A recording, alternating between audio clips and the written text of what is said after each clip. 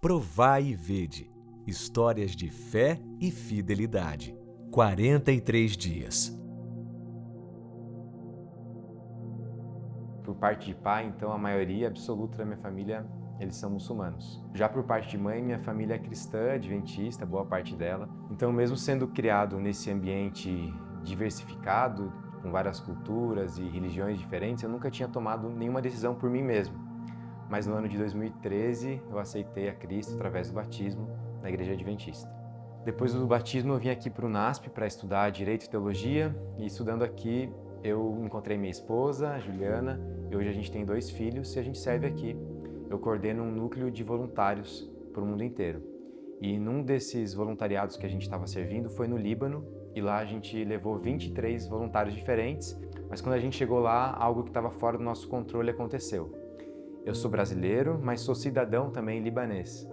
E eles não entenderam, a princípio, muito bem o fato de eu ter visitado um país que estava em guerra com o Líbano e nunca tinha aceitado um tratado de paz.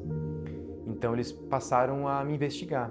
E eles fizeram o trabalho deles, eu acredito que eles tinham que fazer isso mesmo, mas passou bastante tempo, mais do que a gente esperava, essa investigação.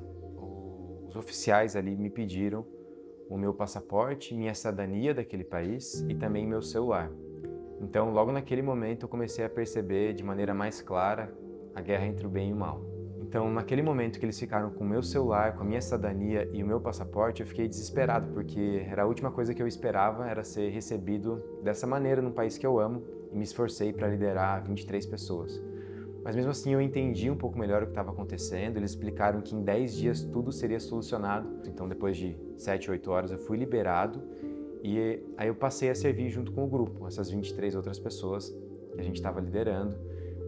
Só que nesse meio tempo muita coisa aconteceu. Enquanto a gente trabalhava, minha filha começou a ficar doente, muito doente. Então quando a gente levou ela no hospital, ela fez os exames que tinha que fazer e o médico ficou muito preocupado com ela também, o médico de lá, e disse que ela teria que ficar internada. E minha filha acabou ficando por lá de segunda a sexta-feira, só saiu na sexta-feira do hospital. A gente chegou a um momento assim, foi um momento que eu mais precisei de uma resposta de Deus na minha vida. Quando eu vi minha filha nessa situação, sem saber se ela ia melhorar ou não. Ela não estava apresentando um quadro de melhora como a gente imaginava, muito rápido, não foi assim.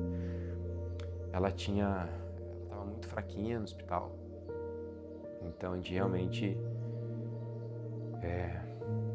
teve que exercer uma dependência de Deus e acreditar que Ele faria um milagre na vida da minha filha. Eu sei que ir para a missão é ir para a morte,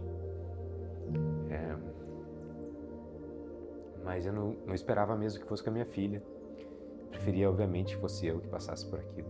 O grupo teve que ser muito forte, porque no final dos 20 dias, o meu caso ainda não tinha sido finalizado. E nisso eu vi muitas coisas que eu nunca imaginava ver na minha vida, mas eu entendi de novo que Deus estava me capacitando para aquele momento, para eu poder falar com os investigadores quem eu era. O que eles me perguntassem eu ia responder, com a confiança não em mim, mas confiança de que Deus ia falar, aquela promessa do Senhor Jesus. E eles me perguntaram muitas coisas. Eles queriam saber por que eu fui para lá, com quem eu fui, mas depois eles me perguntaram, eles quiseram saber se eu achava que uma mesquita devia estar no lugar onde estava ou se deveria ser construído um templo, o Templo de Salomão naquele lugar de volta. E eu pude falar daquilo que eu acredito. Falei assim, o templo não tem mais por que existir. O serviço do templo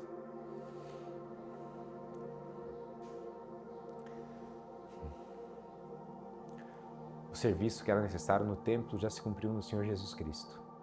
Eu falei para eles que eu não via diferença perante Deus entre cristãos, muçulmanos e judeus. E, de novo, eu não falei com a minha autoridade, eu falei com a autoridade de Cristo. Com certeza foi isso que possibilitou, mesmo depois de longas horas de investigação, eles me liberarem. Deus tem um chamado para cada um de nós. O primeiro deles é para que a gente reconheça que a gente é filho dele, filha dele. Então, não importa onde a gente esteja, se a gente reconheceu que é filho de Deus, a gente deve reconhecer que agora a gente deve trabalhar para ele. E que a gente, como comunidade, como igreja, a gente olhe e veja realmente que vale a pena sofrer por Cristo. A gente sofre por muitas coisas nessa terra, mas se tem uma que vale a pena, é pela causa de Jesus. É como voluntários e missionários para Cristo.